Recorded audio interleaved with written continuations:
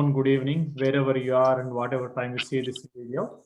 Today we have a special guest from 25th Congressional District in California. He ran for the position. So we want to share get some views from him. Mr. David Lozano. Welcome to the show, Mr. David Lozano from the South of LA. How are you today? Very good. Thank you. Thank you. Thank you for coming to the show. So we would like to know a little more about yourself, your background, your career, and what were you doing before getting into the politics, and then what made you to run for elections in the congressional district. Can you share your details, please? Well, I actually got my start as a police officer. I was a Los Angeles County sheriff, and back in the late 70s, early 80s. And I actually worked in Watts. I worked in South Central Los Angeles in a very unique area of Los Angeles. It was called Lenox, Firestone, Linwood. This was the South Central area. It was a very crime-ridden, rather dangerous area of Los Angeles back in those days. I've made over 100 felony arrests. I was involved in quite a few crime investigation teams. I worked. The unique thing about working as a sheriff versus a police officer is that as a sheriff in California, you have to first work your first year in the jail system. So when you graduate from the police academy, from the sheriff academy, you have to first work your first year in the jails.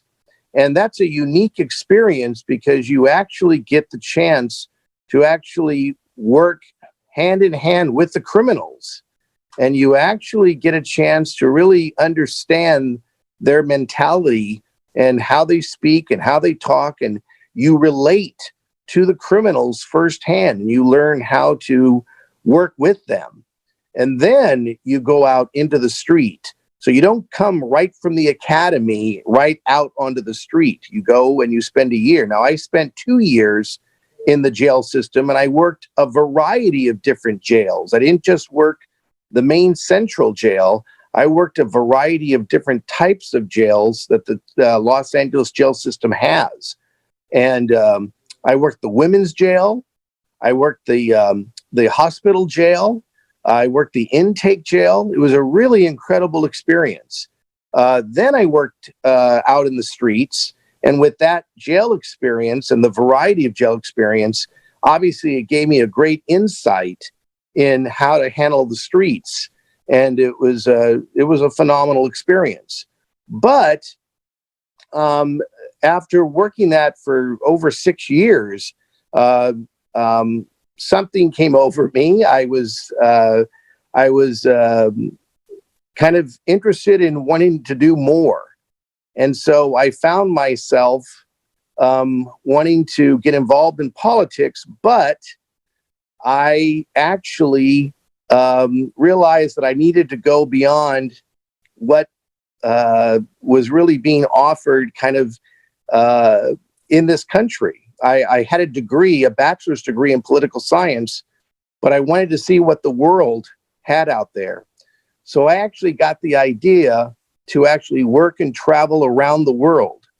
And so what I did was I actually worked for Club Med, for an international resort organization that had resorts all over the world.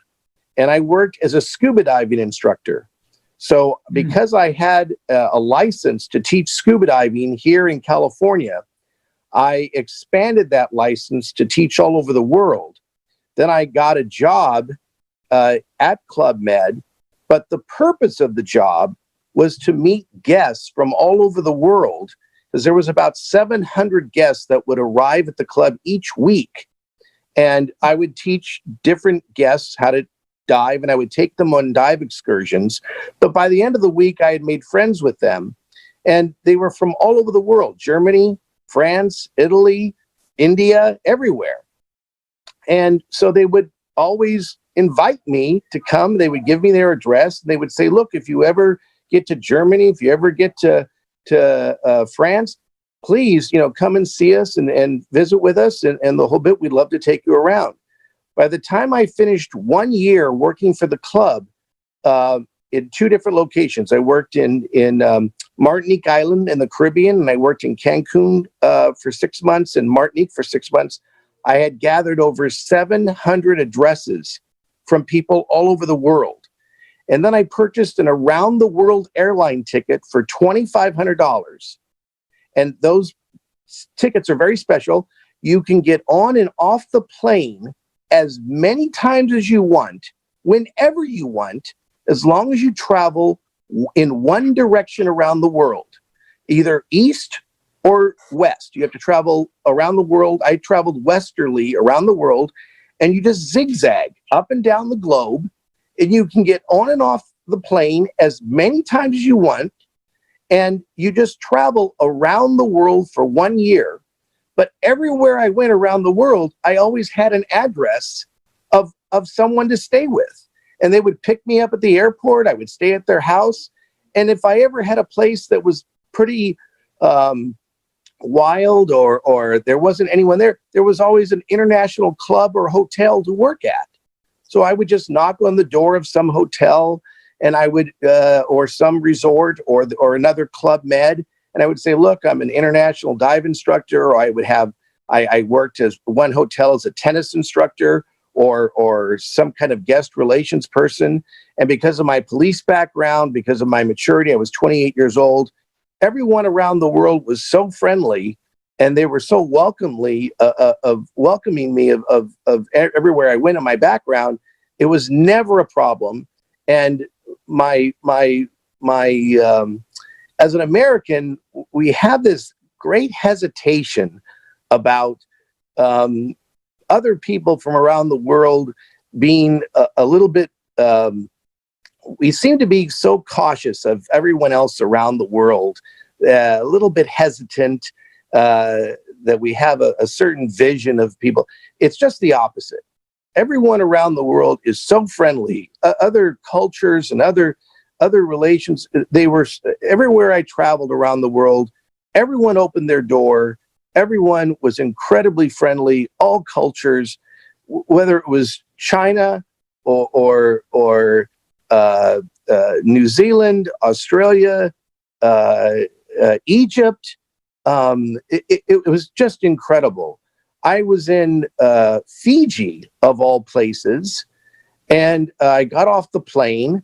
For $7, I took a local bus to get me all across the other side of the main island to Savu Savu, and it was a bus that was going to take me along the coastline. The interior was all jungle, but the coastline was obviously right next to the ocean. And for $7, it would take me across all the way across the island. I think it took 17 hours to get across to the East Coast. And but I had to jump on the little bus with all the locals and with little pigs and chickens and lambs and sheep and everything else, and open windows. And there I was traveling along the coast. And it was about, I don't know, I was probably 6-7 hours into the trip. It was pretty exhausting. It was pretty hot. It was a tropical island, of course, and it was getting pretty boring. And all of a sudden, I saw a shack along the ocean there, along the coast, with an international scuba diving insignia on the roof. So I thought, oh my gosh, there's a scuba diving shop there. I can get a job there. So I yelled out to the bus driver to stop. And so he stopped, and I jumped off and I ran back to the shop, but it was closed. And it was around 4:35 o'clock. And I didn't realize any of this at the time. I was just focused on trying to jump off and get to the shop, that I didn't realize it was Friday. And I was standing there kind of like on the road, not realizing, that it was pretty abandoned. There was nobody around. There's no cars. There's no houses. It's just the jungle on the other side of the road and the ocean. And there's no one around. And I'm standing there realizing, oh my gosh, what did I just do?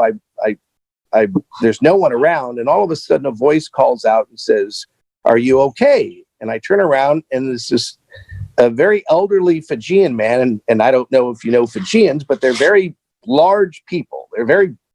Fijian people are very big, very large. And he was about a 65, 70-year-old man. Very nice. But I said, well, yes. I said, I accidentally got off the bus. And I said, I'll just wait for the next bus. And he goes, well, there's no other buses today. He goes, it's Friday. There won't be another bus until Monday. And he said, well, is there a hotel? Is there anything close by? And he said, no, that's 60 miles away. And I said, oh my gosh. And he said, well, if you don't mind Fijian food, he says, you're welcome to come home with me. And just like that, he welcomes me home to his home. And so I said, certainly. And so I said, thank you very much. And I didn't even see a car, but he had a car parked behind a tree. And so we get into his car. We turn down the road. He turns right into the jungle. We drive into the jungle, and we're driving in the jungle for about, 15, 20 minutes. And the trees are flapping on the windshield. And I'm thinking to myself, oh my gosh, this is pretty interesting. I'll say that word. And I was getting a little nervous and thinking, oh my gosh, I have no idea where I'm going and what's going on here. And all of a sudden the car stops against this giant hill, this grassy hill. And I'm thinking, I don't see anything, just this giant grassy hill in the middle of the jungle. And he gets out of the car. So I get out and I look up to the way top of the hill. And this giant Fijian man, I just see his figure, comes to the edge of the hill. And the older Fijian man looks up and calls out, he yells out, gives out this Fijian yell. And the man yells back. I'm thinking, what's going on? And then all of a sudden, all these pygmies come to each side of the man on the top of the hill. And I'm thinking, oh my gosh. And then I suddenly realize, wait a minute. The history of Fijians is that they're cannibals. They eat people. And I'm thinking, oh my gosh, what did I just do? And then all of a sudden the pygmies come running down the hill. And I'm thinking, oh my gosh, I'm going to get eaten. And I'm about ready to turn and run. And it turns out that these aren't pygmies, they're children. And they run around the old Fijian man and they're hugging him and they're greeting him back. And the tall, big man is his son-in-law, and he runs down, he picks up my backpack, he races back up top the hill. We walk up the top of the hill. This elderly man is the king of his village. The village is on the other side. He's got a house, a beautiful little hut up there. He's the pastor of his church. The village is down in the valley below. I end up staying with him for 3 days. I end up feeding all the pigs, meeting all the villagers. Turns out I'm there the third night, and he brings me a big, giant, old photograph album, and he puts it on my lap, and he says, open it up. And I open up the photograph album, and there's all these black and white, old 1960, 1950, 30 photographs. And I could see in the book that there's pictures of him as a young man, and the Fijians, they wear skirts as their traditional outfit. And one picture after the other, I can see him there getting a little older, and it's nice and a whole bit. And all of a sudden, I look at the picture and he's there, and he's standing next to Eisenhower, Kennedy, Lyndon Johnson, Nixon. He's the ambassador of Fiji to the United Nations. That's who he is. Wow. And he's retired. And that's who he is. And that I couldn't believe it. And that's how my world travels went as I traveled around the world for 3 years.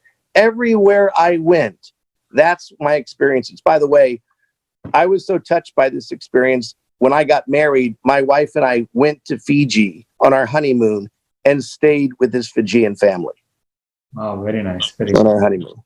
So it just, that's what it's like to, if more Americans could get out and experience the world and experience what it's like to really understand different cultures, this is why I think we have such a misunderstanding, and it's why there's such, I don't want to say prejudice or bias or anything, but there's just a misunderstanding of what's out there.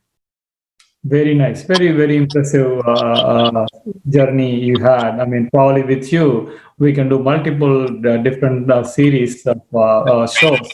One can be the travel around the world, another can be the different cultures, and another purely with the police department. I mean, you have so much of things to get information on. I mean, from you, so much. It's very impressive. Nice to hear your stories.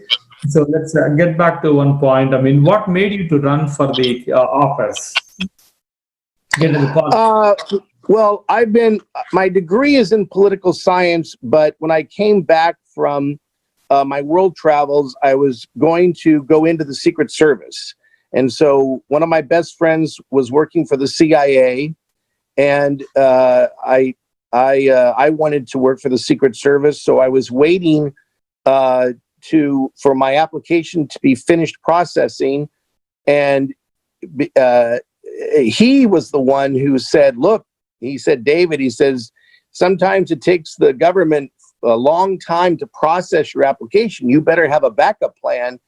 So he says, why don't you become a lawyer? Why don't you apply for law school and see where that takes you? I said, oh, I don't want to do that. I said, that'll take years. And like, no, you better have a backup plan. Well, sure enough, I wasn't hearing from the Secret Service. So I went ahead and applied, and I got accepted to law school in Connecticut. And so I found myself going to law school, and I became the vice president of the law school as a student. I got selected to work up at the state capitol in Connecticut. I ended up working for summers in my summer internships down in Washington, D.C. for an African-American criminal defense attorney, Bill Moffitt. He was just incredible, just an incredible attorney, taught me all types of things. His associate attorney was a woman who now is a federal judge in Virginia. And so the entire time I've always been interested in politics, but working up at the state capitol in Connecticut, I actually did experience a lot of these politicians truly not caring necessarily for the public, but I really did see firsthand how their focus and attention and emphasis was on getting reelected, raising campaign money. It really wasn't about focusing on the issues. And I was really disheartened by experiencing that. And I thought, if this is really politics, I really don't want to be a part of that. And so I found myself enjoying the law. And so I graduated and just became a lawyer and focused on that. And I've been doing my area of law, finance and bankruptcy and everything in dealing with economics and such, that I've enjoyed that for 28 years now. However, obviously, you cannot ignore what's occurring in society. The big issues for me are homelessness. Obviously, police reform has always been a huge issue for me, way before what's been occurring now in the United States. And the difference between myself and all other candidates, all other politicians, is I actually have solutions. I don't wish to address the issue. I'm here to solve the problem. I have solutions. For instance, my number one issue is homelessness. California has some fabulous organizations that are all trying, fabulous cities and organizations that are trying to address the issue. They've built homes, they've built buildings and units, housing units to feed and educate the homeless. They're doing things to really try to help the issue, but the issue is so big, it's so massive, that their small contribution, even though it's wonderful, it's truly wonderful, the problem is that we as a nation need to come together and address the greater issue of homelessness together.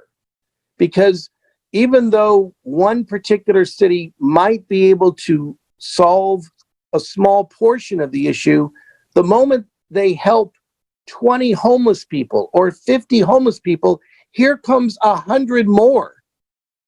And that's not solving the problem. I'm here to solve the national problem, the entire problem. That's what I'm here to do. The issue right now with police reform, there are some wonderful solutions or suggestions to police reform. There are politicians out there, there are citizens out there who are saying, well, let's entire process that the nation can use together for the entire police unit, the law enforcement entirety, for everyone to follow. And at the start of this is one important thing, and that is, I've been a police officer before. Now listen carefully, this is important. Yes, I was a police officer, but what this nation needs are peace officers. Peace, P-E-A-C-E, peace officers. What the nation needs are simply officers to keep your community at peace, just a gentle peace. We've been watching police television shows and movies, and it's all about shooting and arresting people and everything. It doesn't need to be that way. We can always go and arrest someone later. We don't have to arrest them on the scene. We don't have to jump on top of them, twist their arms behind their back, and shove handcuffs on people and shove them into cars. It doesn't have to be that way. You can literally go to a scene, keep the peace quietly, calmly. If someone has to be arrested, we can just simply tell them, you need to come to the station and we're going to bring your lawyer with you and we can arrest you later. I mean, there's so many things that can be done. This is a much longer conversation, but there's a whole spectrum of things that can be done. And this thing about the mentally ill, that's my third other issue that we must address. My wife and I, we have a mentally ill son with severe OCD, ADHD, and Tourette's syndrome. And this was discovered when he was 14 years old. Prior to that, our son was perfectly fine. He was a top student, top sportsman. He played 3 musical instruments. He was going to make some television commercials. He was great. He had dozens and dozens of friends. He played Little League. He was a Boy Scout. Everything was fantastic. And then we got a call from school and we said, please, Mr. and Mrs. Lozano, get up here right away. There's something wrong with your son. And for the next 6 months, we went to a dozen doctors. Nobody knew what was wrong with him. And finally, one doctor said, I'm sorry, but your son has severe OCD. We said, what's that? We didn't even know what it was. And finally, we had to take him to Massachusetts, where he had to spend 6 months in a medical facility, where it was a lockdown medical facility for teenagers with OCD. And we've been battling this mental illness now for the last 6 years, and there is no cure. It's a lifetime illness that he has to learn to address and deal with. So my wife and I have gone all over the country to different conventions, different meetings. We're on the internet talking to other parents all over the country, dealing with mental illness. I never experienced any mental illness issues before in my life, ever. And now, having looked back as a police officer, I now realize that I knew nothing when I was approaching all of these suspects, how so many of them were probably mentally ill, and I was not properly approaching them. So I know that none of these officers are properly trained. I wasn't. And so you don't get trained like that in the academy. Gotcha. Thank you very much. I'm sorry to hear about the incident with your son. Hopefully things will change in a better way for you and your family. So, I mean, when we are on the topic of the police and right now the issue of defunding and repealing the qualified immunity, before we go there, I mean, can you help us out in understanding our audience? What is the difference between a sheriff and a police officer? What is these two? We see cars, and even now I don't know the difference between these two departments or these two officers. Sure. Please. Yeah, a lot of people, unless you're like in the state of California, there is a uniqueness about the difference between them. So let me teach you. Sure. A police officer is usually in a blue uniform. That's normally one difference. Police are in blue uniforms. Sheriffs are usually in a beige khaki or khaki green or green uniform. Now, that's a very small difference, but it's just something very unique. So sheriffs are usually khaki, police are blue. Police officers represent a city. So when you are a police officer, you are a city police officer. You're paid for by the individual city. So the city of Los Angeles, the city of Pasadena, the city of San Marino, the city of Alhambra. These are individual cities that have decided to pay for their own individual police department. Okay? So that's a police department. A sheriff is paid for by a county. Now, in the state of California, we divide our state up by counties.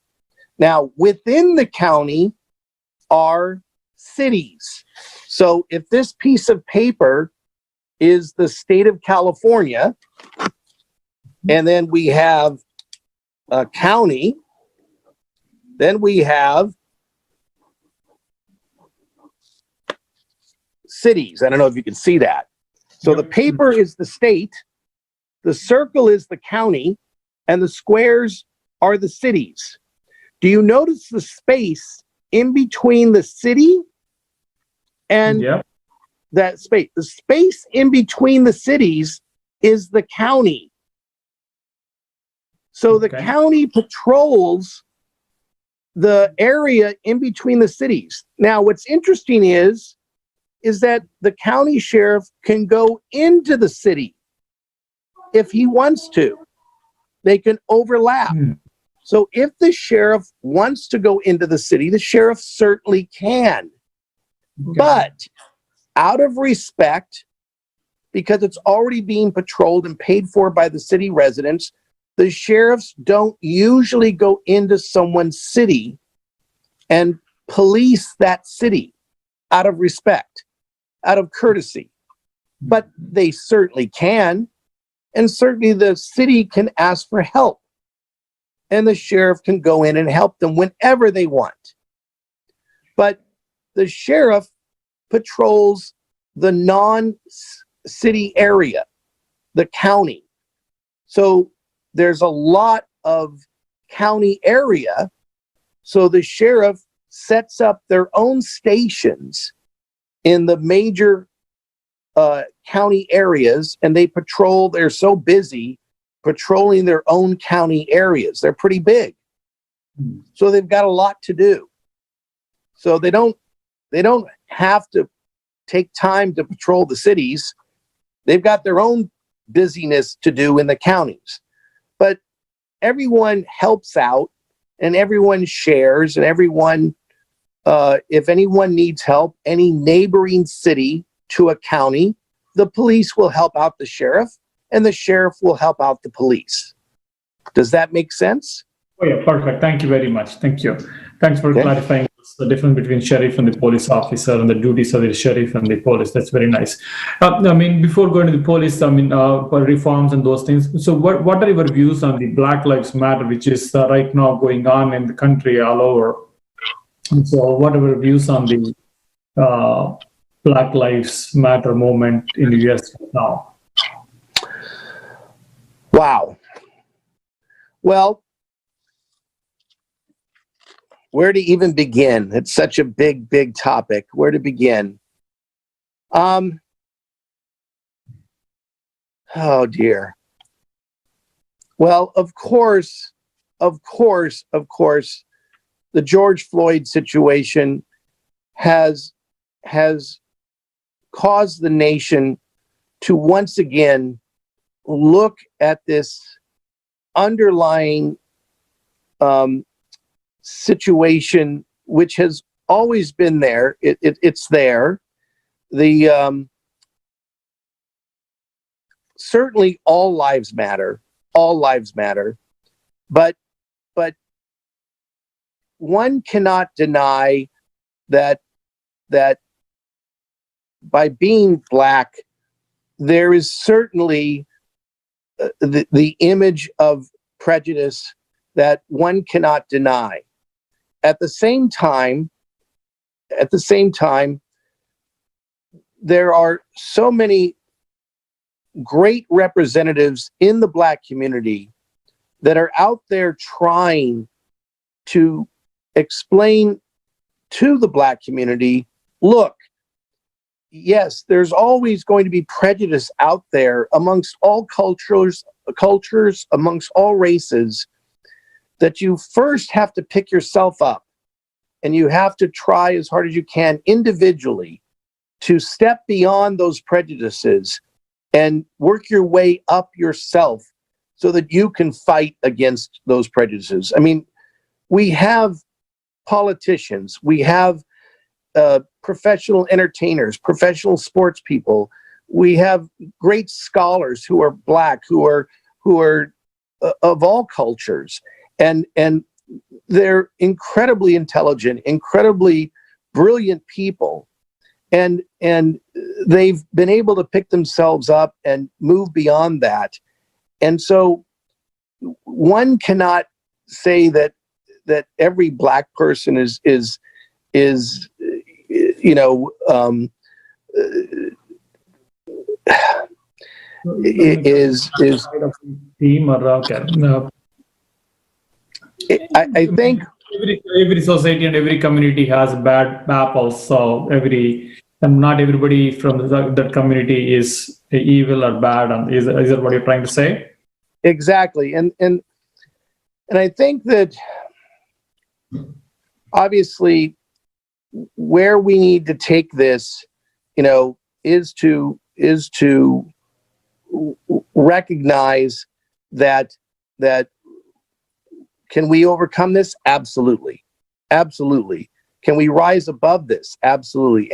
And we cannot let George Floyd's death, you know, we have to use this as a direction for the country to go and rise above it, and use it to help us understand that we can never go back again, that we have to use this as a motivation to help us all recognize that all lives do indeed matter, and that we do have to rise above this. Got it. Thank you very much.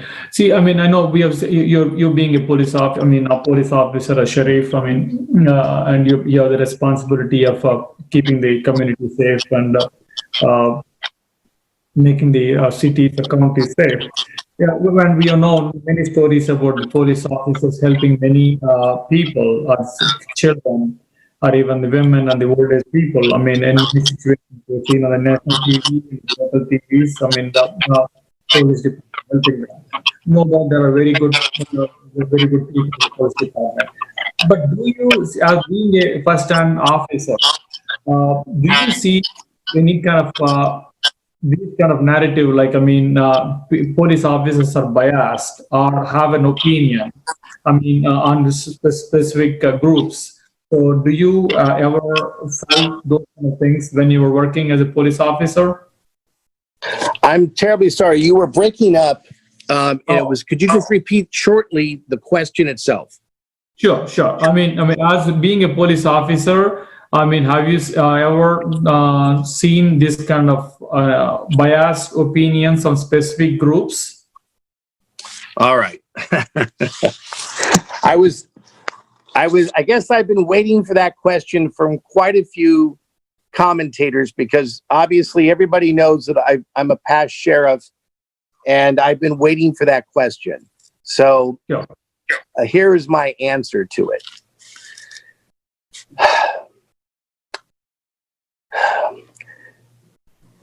Regrettably, there is a brotherhood amongst police officers. And regrettably, yes, that unexplainable action is out there in the nation. And it's regrettably taught from the very beginning. The moment those young officers are brought into the academy, they're taught with this quasi-military kind of atmosphere of, you know, pull out your gun, approach the suspect, give orders, and the whole bit. Well, from there, you're given a training officer, and you're to follow that training officer's directions. You're not to question that training officer. And you're to follow his directions, obviously. And if you don't, you're casted out. And pretty much, if you aren't part of the team, then you can't be trusted amongst the officers. And so you either fall in line or you're outcasted. And hopefully you don't get into anything truly severe. But as you can see, those other officers on the George Floyd situation, they just stood by and watched something as horrendous as that particular action. I mean, on a scale of 1 to 10, that was an 11. And that was truly severe. And yet the public watched as these other officers stood by and did nothing. I mean, to the general public, that's unexplainable. It caused the general public to ask why. Why didn't these other officers jump in and stop this? Because the lead officer was in control, and you don't question the lead officer. You don't do that. And you must understand that throughout the entire country, that's how we as officers are brought up to learn what to do. It's across the country. It's in every police station. It's everywhere across the country. Now, does that mean we have to technically start over and literally fire every police officer in the country tomorrow and literally rehire new people with a new way of thinking? Well, although technically the answer to that is yes, but as you logically know, that's impossible. And by the way, we do need trained officers who do know how to combat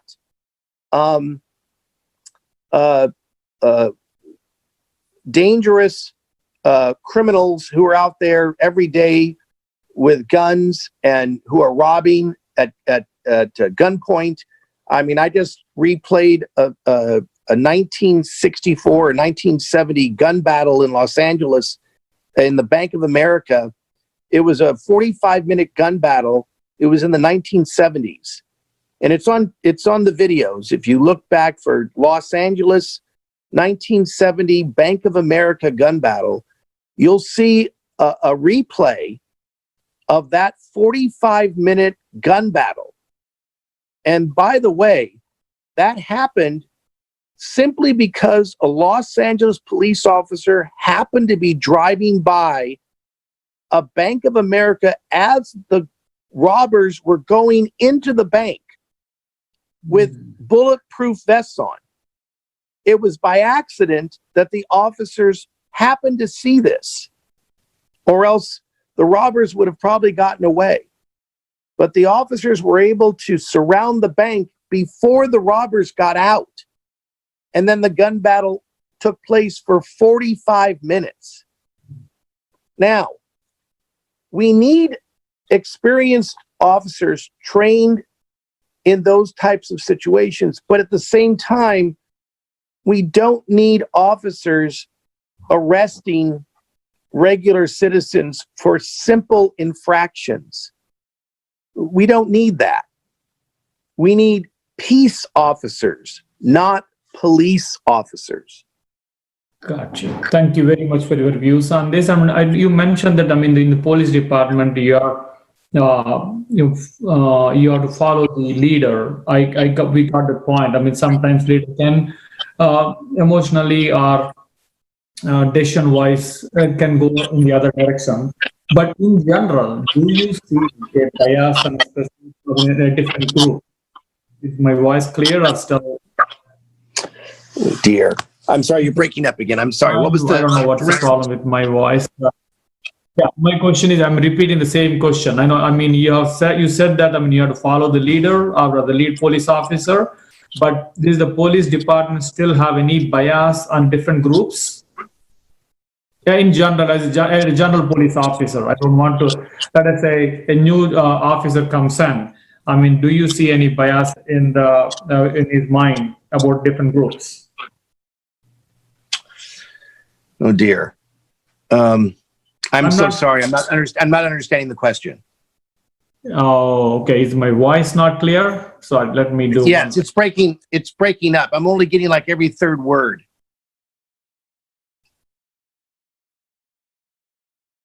Sorry, but let me try one more time. And do you see a bias in the police officer's mind about different groups? Do I see bias in the officer's mind about different groups? Yeah. Any officer, in general. New officers? Yeah, new officer or any officer in general. Well, if I'm answering the question correctly, I certainly believe that every new officer who comes into wanting to be a police officer, I truly believe their heart is in the right place. I absolutely believe that. I believe that they want to do good for the public. I don't believe that they want to do any harm in any way. Unfortunately, up until now, they've just been taught the wrong way up to now, and they've just been misdirected. I think that with what has been exposed, they're now aware of it, and I'm hoping that there'll be an entirely new perspective on teaching these new officers on how to address all these different types of situations in an entirely different way, with an entirely different approach. Gotcha. Thank you very much. Thank you. So now coming to the point, I mean, another point, like, I mean, now the moment is to defund the police department, and more than that, I mean, repealing the qualified immunity. Well, certainly again, everyone is talking about defunding police, which of course I like to hope that everyone understands that what that really simply means is shifting the money to other branches of the police department so that the money is spent on other services that are linked to the police department, such as a mental response team that deals with mental illness, or marital response teams to deal with marital problems, children's support services, all types of things like that. So since every police department runs on a budget, of course, there's only so much money that can go around. So yes, you're going to have to take some money from the actual policing and shift it over and divide it up so that you get these broader services. So for that, I support that 100%. Does that answer your question? Yeah, that is fine. I mean, I got the point. And the qualified immunity, I mean, what do you think about the repealing the qualified immunity to the police officers? Qualified immunity. If you're referring to whether or not officers should be immune from prosecution, yes. Is that what you mean? Okay. Yes. Well, absolutely not. No. Certainly, no. There's two issues there.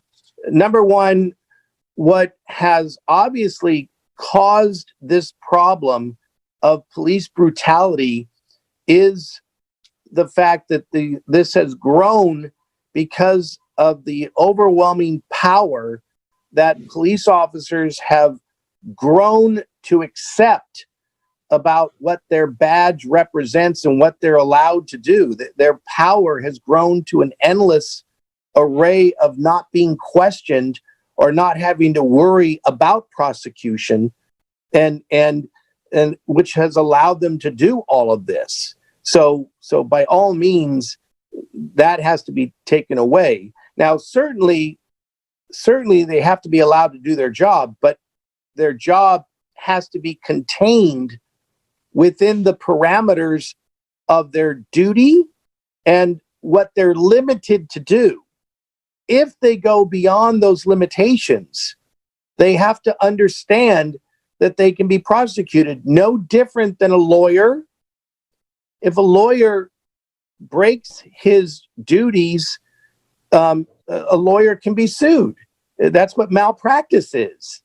Now, we carry malpractice insurance, but if we do something that goes beyond the insurance coverage, then we can be sued personally. No different than a doctor.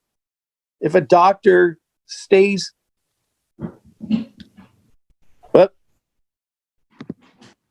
how we doing here? There we go. If a doctor stays within his boundaries, his insurance will cover him. But if he goes beyond, if he drinks, let's say he drinks before surgery. You can't drink before surgery. You can't do that. So, no, I don't think officers should be immune at all. Gotcha. That's fair enough. I mean, your points. I mean, now coming back to your core other topics, like, I mean, homelessness, and you said you have a solution for the homelessness and California is one of the states, I mean, where you have more maximum homeless people. So what is the core problem or issue? Are you able to hear me properly or not? I want to Charge it. Okay. Need to plug in my power here. Gotcha. Okay. All right. My question is, I mean, homelessness, I mean, you said you have solutions. So what is the core problem or core issue? Why many people are becoming homeless people in the US and especially in LA and San Francisco? Well, that is a rather long subject. I'm going to try and keep it brief, and I'm hoping I get re-invited again to talk about this subject if we have much more time. Obviously, it's my favorite subject, and I'm obviously hoping to solve it. But in as short of a time period as I can explain, it starts really, well, one of the many starting points is Ronald Reagan is one of my favorite presidents, and he's done many great things. One of the mistakes that he made, and it was an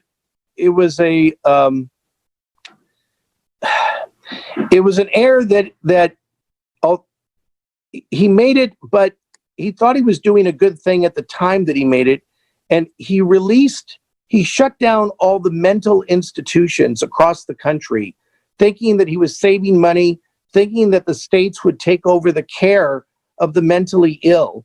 And in so doing, all these mentally ill people were brought back into society. But as it turned out, none of the states picked up on the care of the mentally ill, and the mentally ill ended up on the streets. That, in combination with our current inability to care for our alcohol, those that are on drug dependency and alcohol dependency, and then, of course, those that are truly homeless because they don't have the ability to, or the mental capability of working, and then we have those that are illegal immigrants that don't have the job capabilities. This whole entire combination in cooperation with the fact that you're going to have states like California, because of our weather, of course, they're going to come here. And if you're going to live outside, at least you want to live outside where it's not going to be cold. So that's why we have the large number of homeless that we do, especially here in California. But the real question is, how do we solve it? How do we solve this problem? Well, President Trump, in the beginning of his term, right away, he basically said, look, I'm sorry, it's the problem of the states. The states have to solve this problem on their own. We'll give them some support, but it's not a national problem. It's a state problem. Well, with all due respect to our commander-in-chief, I respectfully disagree. This is indeed a national problem where everyone in the country must take responsibility for our homeless. So we must, as a nation, recognize that responsibility, and we have to come together with one entirely broad understanding of the entire picture, which means we have to recognize that at the top of the list is the mentally ill, is the alcohol dependency, is the drug dependency, those that are suffering from that, and all these different branches that make up a homeless person. So we need to identify those various branches. Now, once we identify those various branches, we need to identify what it takes to solve those different branches. Well, for the mentally ill, we need mental care. Same thing for alcoholism. Same thing for drug dependency and a branch from that. Then you need to identify, well, who's going to do that? You need doctors. You need caretakers. You need psychiatrists, psychologists, nurses. And then who do you need beyond that? You need the support teams. You need janitors. You need facilities. You need cafeteria workers. You need a whole community of people to care for these people. So, what does that mean? Here's what it means. There are areas in every state that are currently not being used. In every state across the United States, there are vast areas that are just not being used. I was running in the 25th Congressional District. We have what's called the Antelope Valley, Lancaster, Palmdale. In those areas, we have some very vast unused areas in our district that are not being used. What if the nation was to get behind those areas right now and build, here we go, I hope you're sitting down, here we go, What if we were to build a community, and I'm talking about a massive size community, for the purpose of solving homelessness?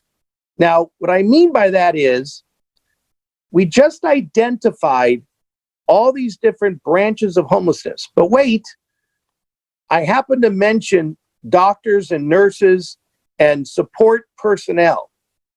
Those people need somewhere to service these people. That means these doctors and nurses and support teams, they need homes to live in so they can travel 5, 10, 15 minutes away to their job.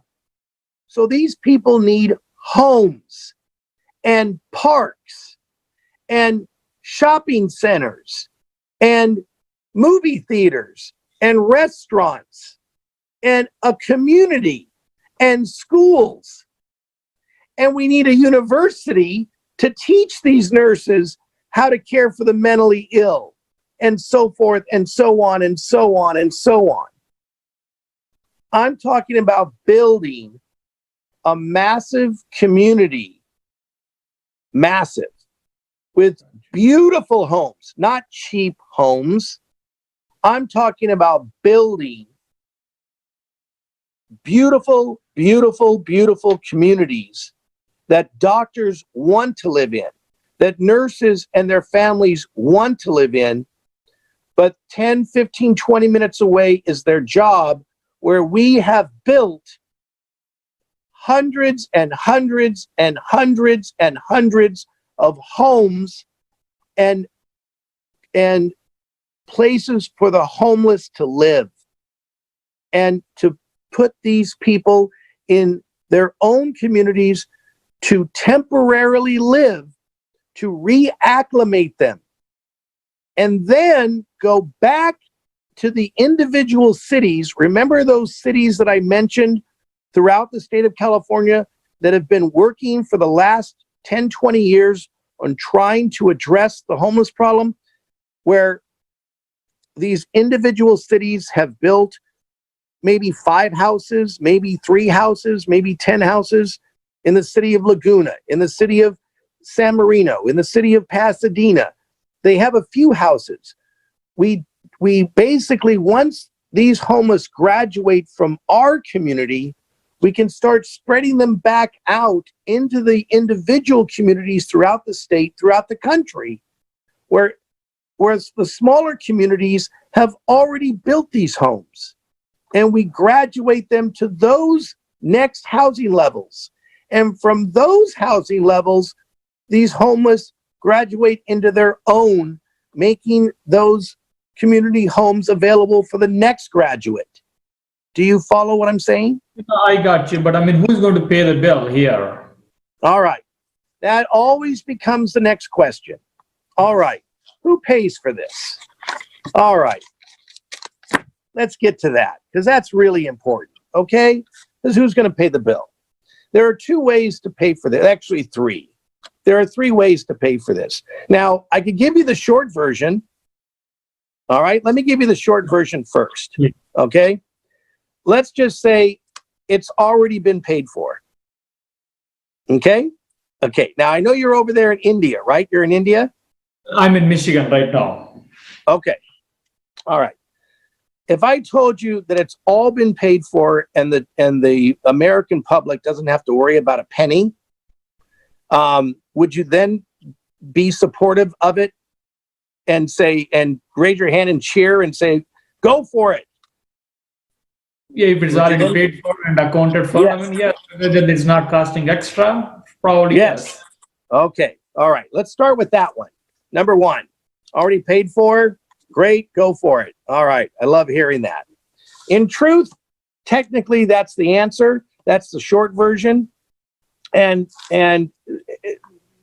technically, that's great. Well, that's another invite back to talk to you about where the money comes from and the whole bit. But I'll leave you with this wonderful thought on that issue, and you might want to write this down. Here we go. It's look up this term after we get off the air. And this is for your listeners to educate them. Look up the word fiat. F-I-A-T. F-I-A-T. Fiat, like the car. But it's not a car that I'm talking about. You do in the United States in the 1930s, 40s, 50s, 60s, our economy was based on a security element called the gold standard. Remember, we all grew up with the gold standard, right? I think you did too, right? Do you know what our standard is now? I don't want to say it. Please go ahead. Okay, there we go. Well, I'll tell you what. You look up that word after we get off the air, and you'll have fun with that word. Okay? All right. That's number one. How we're going to pay for this. Number two. All right. We have the internet. The internet is something that wasn't created when I was growing up. I was a kid in the 50s, and pretty much I played baseball out in the street and ran around and did everything in the whole bit. There wasn't anything called the internet. There wasn't anything like this. And somewhere, I don't know, the 70s, the 80s, I'd have to even look it up when the internet was built and when all this technology came to be. And now, of course, we have cell phones, and we can't live our day without jumping on the internet every single day. Right? Okay. Well, somebody's making money on the internet, aren't they? Right? Okay. Well, you've got the United States. I'm a terrible artist. Hold on. The only thing that makes me look like the United States is, thank God, is Florida. Gotcha. I think that little sign makes it look like Florida. Okay, so there's the United States. Okay, here we go. The internet technically is us. I mean, we, the people of the United States, we kind of run the internet. I mean, we're the customers of the internet. Without us, nobody's making any money. The internet needs us, right? Mm-hmm. Makes pretty much good sense. I mean, without people, business without people is nothing. Right. Yeah. Right. Well, somebody's making money on the internet. Somebody is, or let's just say a lot of people are. But the average person really isn't making any money on the internet. The average person, but some technological people certainly are, and some of these brilliant people who know how to do it certainly are. And the internet is around the world, so other people in other parts of the world are making tons of money on the internet. However, the United States, that's our country, and India is their country, and Japan is their country. Well, we have borders. Japan has borders. India has borders. Well, the borders can actually, as you know, you have to cross over to get into our country. You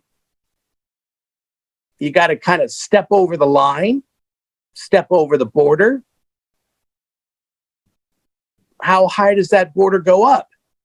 Well, if there was an invisible wall, it could go up into space. Okay. Well, if that internet beam, or whatever you call it, has to cross over our border, someone's got to pay a fee. Now, if that money is small,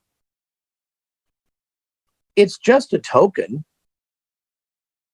But if it means helping our country, and those small fees are there to assist our country in aiding our country to help our homeless and other social benefits, only for the benefit of social benefiting our country, would you give a few pennies for that?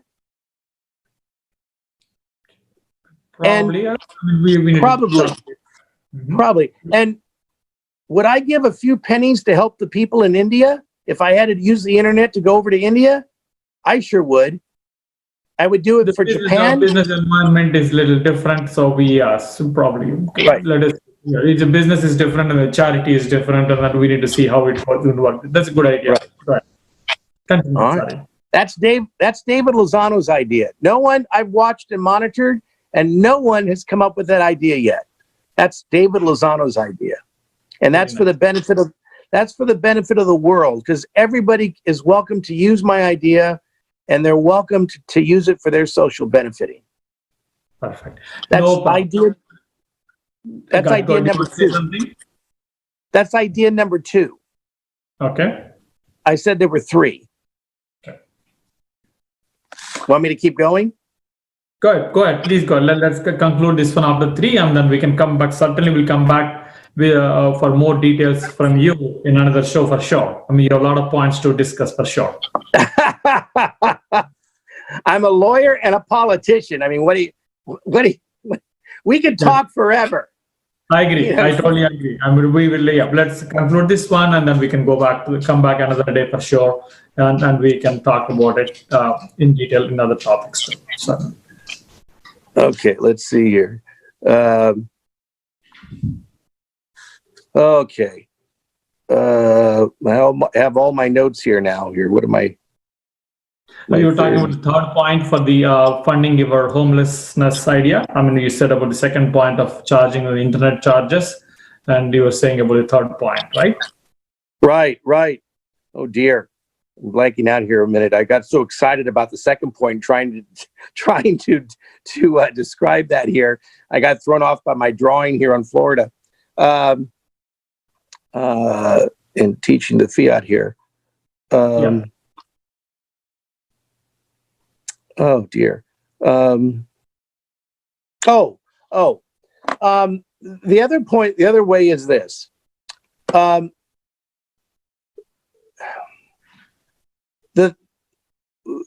Everybody always seems to want to rely on taxing.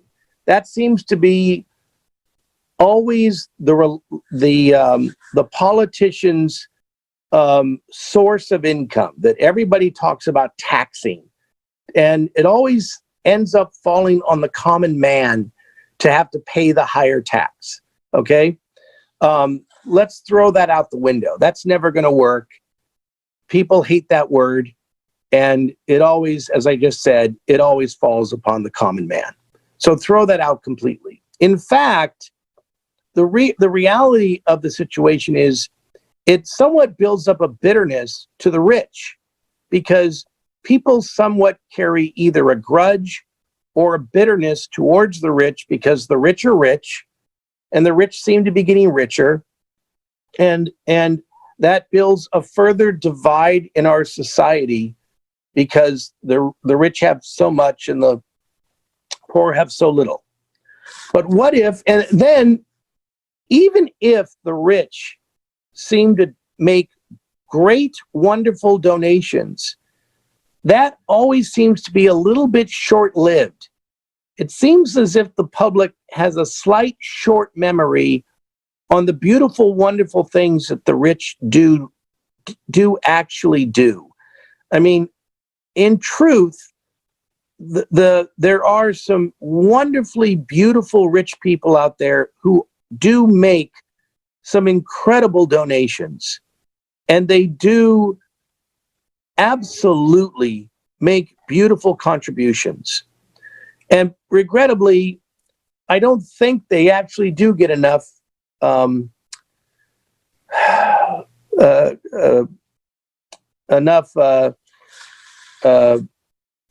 credits are you talking about?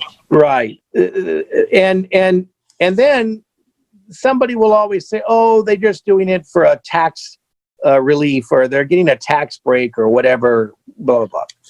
All right, fair enough. We've heard all these things before. However, in this particular circumstance, I'm trying to fund the solution to homelessness. And as I described, something like this would cost billions of dollars.